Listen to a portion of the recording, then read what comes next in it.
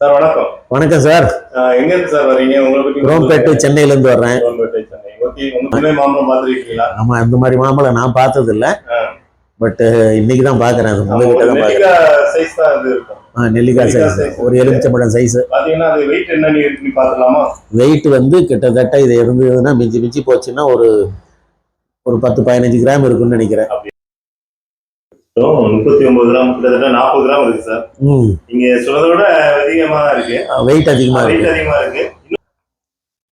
Sir இது பேர் சக்கரை குட்டி, நம்ம தமிழ்நாட்டு மாம்பழம். எப்படி இருக்கு? சக்கரை குட்டி இல்ல சார், தேன் குட்டின்னு சொல்லுங்க. அவரு அவ்வளவு அருமையா இருக்கு. அருமையான டேஸ்ட். லைட்டா இருக்குல்ல? நாறு இருக்கு, லைட்டா இருக்கு நாறு. பட் அவ்வளவு அருமையா இருக்கு. தேன் குட்டி மாதிரி தேன் மாதிரி இருக்கு. நல்லா நம்ம தோட்டத்துல காய்ச்சது.